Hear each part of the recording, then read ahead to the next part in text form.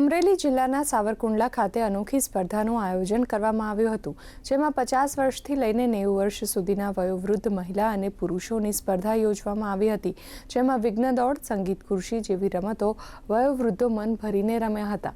સાવરકુંડલા લીલિયા વિધાનસભાના ધારાસભ્ય મહેશ કસવાળા, માનવ મંદિરના સંત પણ આ સ્પર્ધામાં સ્પર્ધક તરીકે જોડાયા હતા, જ્યારે વિજેતા પુરુષો અને મહિલાઓને સન્માનિત પણ કરવામાં આવ્યા હતા.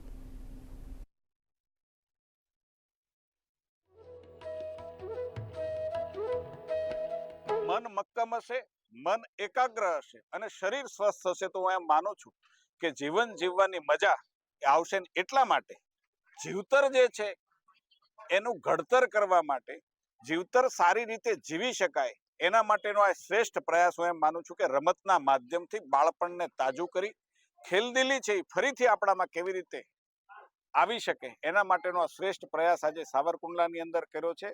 પ્રયાસ છે, પ્રેરણાદાયક પ્રયાસ છે. અમને અમારું બાળપણ યાદ આવી ગયું. મારો તો જન્મ જ સાવરકુંડલામાં અને મારું બાળપણ વ્યાયામ મંદિરમાં જ ગયું છે, એટલે અમને ફરીવાર અમારું બાળપણ જીવવાનો મોકો મળ્યો અને ખૂબ જ મજા આવી. વિવિધ રોગો જ્યારે આજે વધતા જાય છે ત્યારે ફિઝિકલ ફિટનેસ જળવાઈ રહે એવા હેતુ માટે કોઈ પણ 50 થી 90 વર્ષ માટેના વડીલો વૃદ્ધો માટેનું કોઈ આયોજન નથી થતું હોતું, ત્યારે એક ગમતનો માહોલ બને, સ્નેહ મિલન માટેનું એક આયોજન થાય અને આ વૃદ્ધ અને સિનિયર સિટીઝનની અવસ્થામાં પણ એમને એક સ્ટેજ મળી જાય એમના માટેનું એક આયોજન.